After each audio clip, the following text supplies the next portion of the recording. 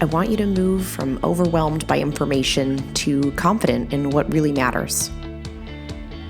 I want to help you move from being unsure towards direction and purpose in your healthcare. I want to introduce you to health experts. I want to let you in on tough conversations on women's health. I want to give you a place where you can lean in and learn how to take care of yourself. Let's transform your health. Let's get clear on your goals. This is Women's Health Unplugged. I'm your host, Dr. Jordan Robertson, naturopathic doctor.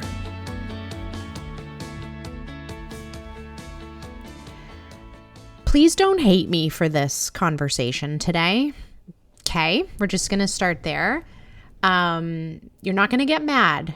I want you to just listen with an open mind. I want to talk about listening to your body and that term. I'm listening to my body. And I want to call out a couple of things. I want us to reflect on when we use this statement and whether it's helping us or it's hindering us. Should you listen to your body? I think when I think back about what it means to be in women's health is, you're caught in this difficult space as a women's health practitioner between the research and the women, right? You're caught between this piece where there's an entire population, well, really 50% of the population, who feels like no one's listening to them. They have been bounced around. Their entire healthcare experience sucks. And when that happens, we know, actually, literally we've studied it. We know what happens when people feel unheard, when people feel like their doctor doesn't believe them, when their family doesn't believe them. It changes the way that people experience life. It changes the way that people think about their health or think about their disease. It changes even the way they manage their own health when people aren't believed. And so we've got this entire 50% of the population who probably at least once in their life has felt unheard. We know what happens when that happens, that you actually start to you make different decisions actually about your health. You're less likely to take the solutions that are offered for you because you stop trusting everybody. When someone finally throws you a bone, you put your hands on your hips and go, "Are you sure? I don't know. No one's ever thrown me a bone before. Why would you throw me one now?" Even if that solution is brilliant and is going to change your life, we don't take it when we haven't felt heard.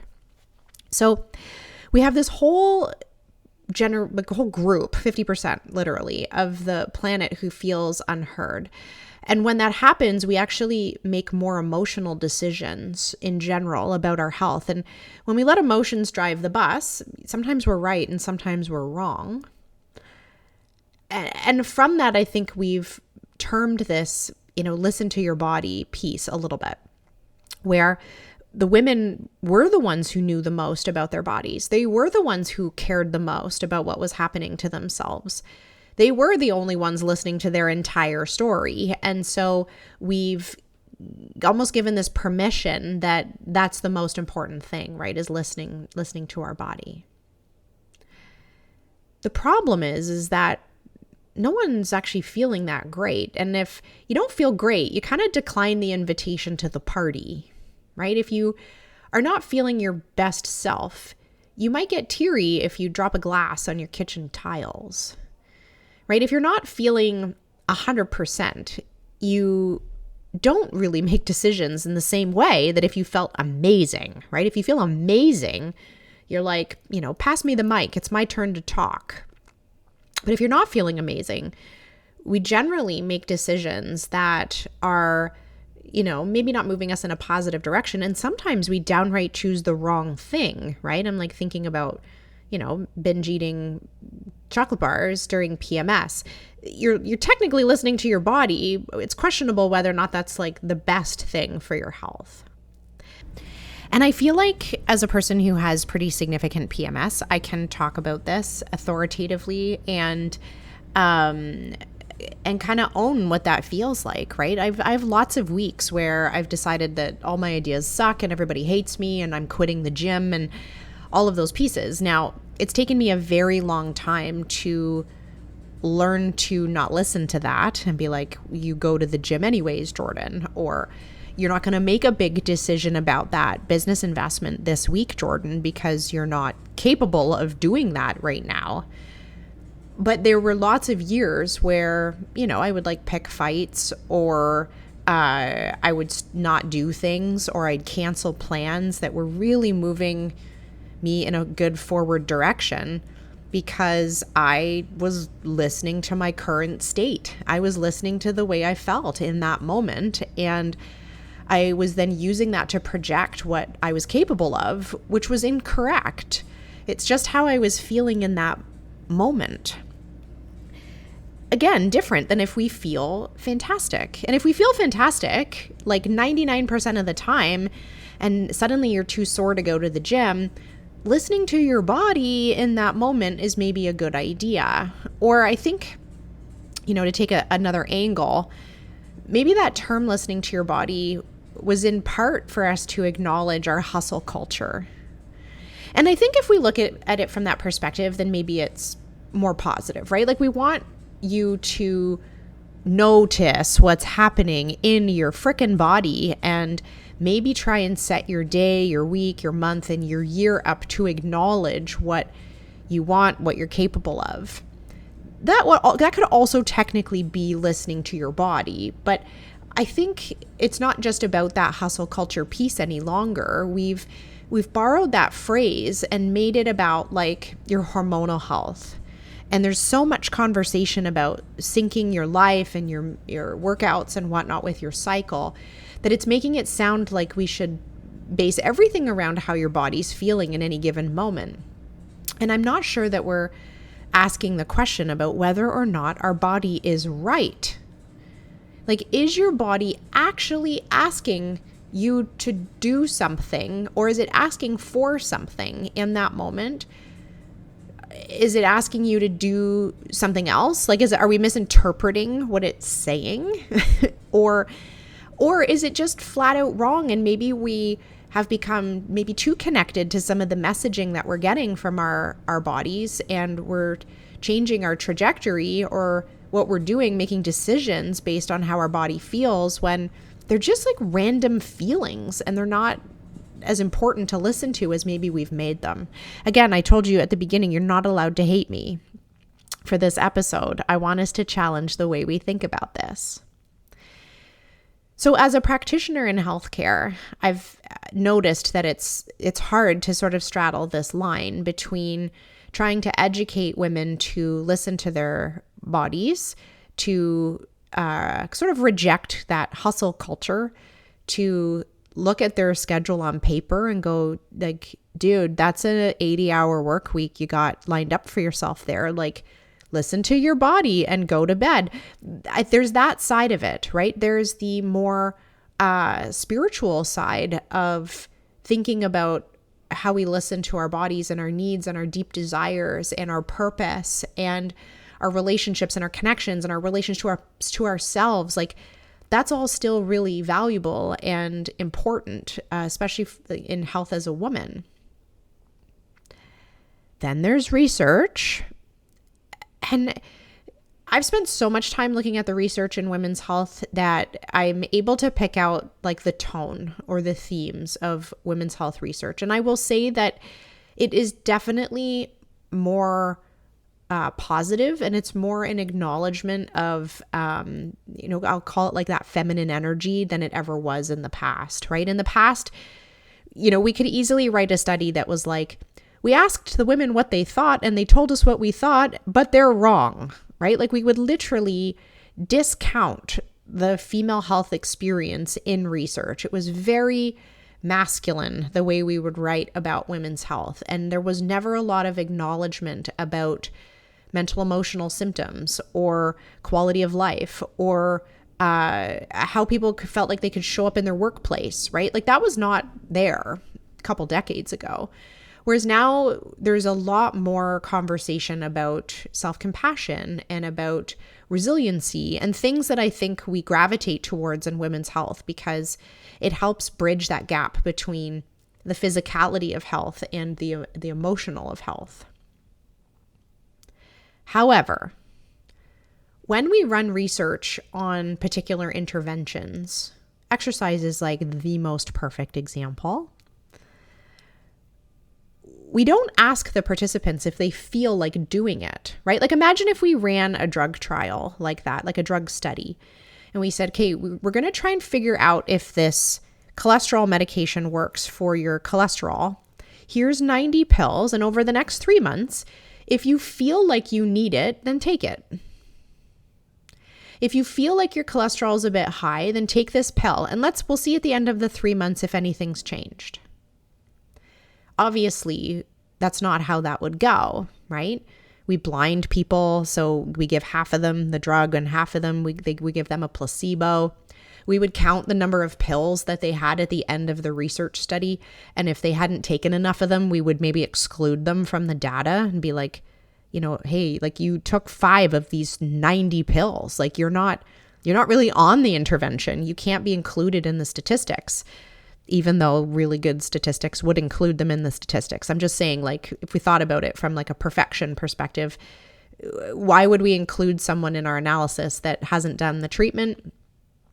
I think hypothetically, we would say that person probably should be excluded. Or if we saw it in like a clinical sense and someone came back and they're like, yep, doctor, thank you. I took my prescription home. I only felt like taking it 3 days. So I listened to my body and I took it 3 days.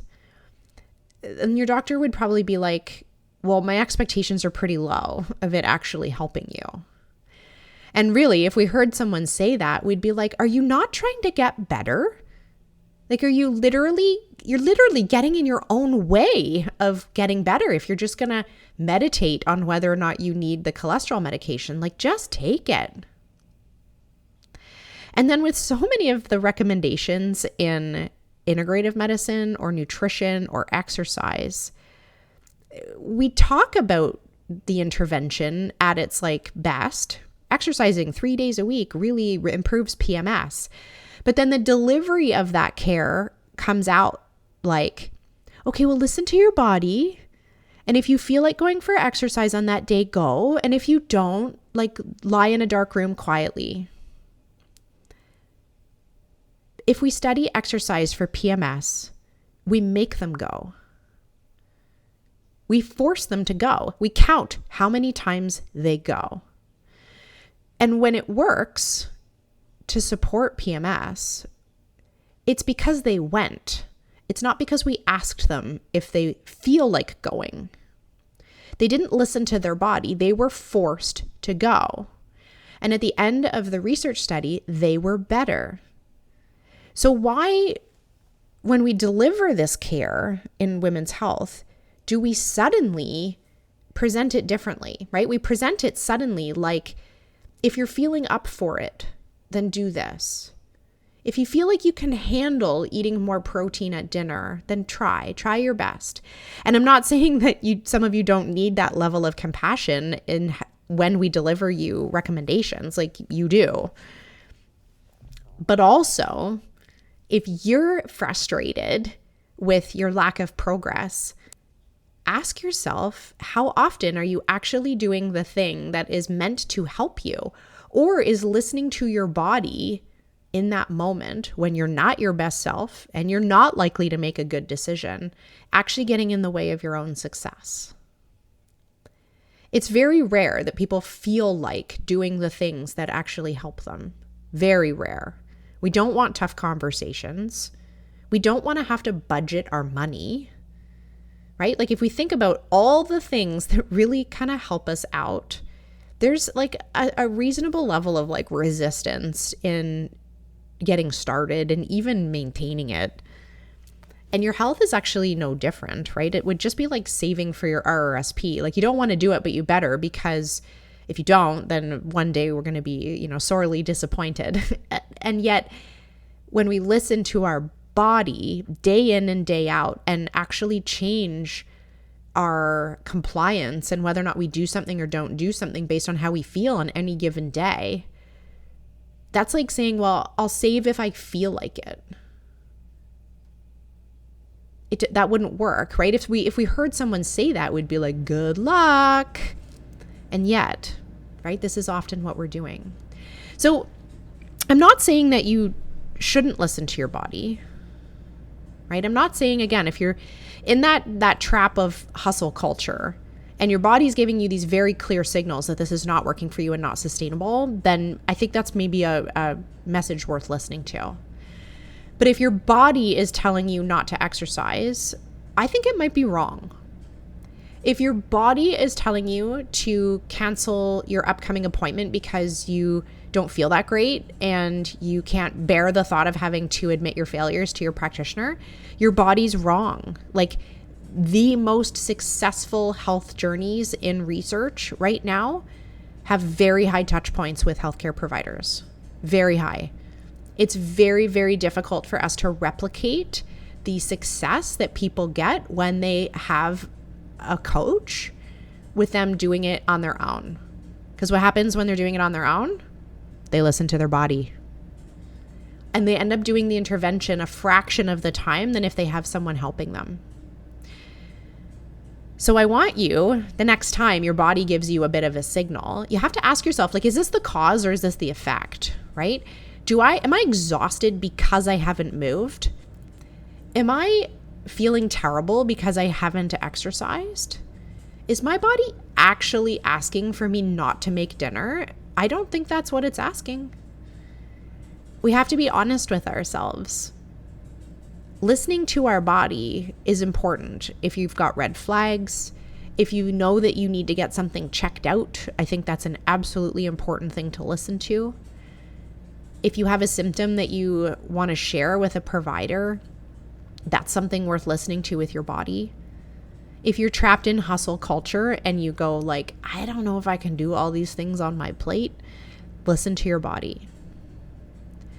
But if listening to your body means that day to day and as we start to average out over time, you're actually not doing the things that would move you forward, and your body might be leading you astray. Right? Your health is not built on one day. It's built on trend. It's the things that you rinse and repeat over and over and over and over. And so if your body is telling you to avoid some of those activities 30% of the time, 40% of the time, your trend is not going to get you where you want to go. And so I would be curious what happens if you did it anyways. Because in the research, like I said, we didn't actually give the women a choice. And we have tremendous research on how valuable exercise, protein adequacy, sleep, meditation can all be for women. But those women that benefited from it in the research weren't asked to do it if they felt like it. They were asked to do it anyways. I hope we're still friends. I hope this one gave you some thought-provoking things to think about. And I'm curious to know, when are you going to listen to your body? And when are you going to tell it to shut up? I hope you enjoyed that episode of Women's Health Unplugged. My goal is to help you feel more confident about your health. Please remember that what we talked about today in the podcast does not constitute medical advice, nor was a doctor-patient relationship formed. If you have questions about your healthcare or about how today's topic pertains to you, please take it up with your family doctor, your specialist, or someone on your health team.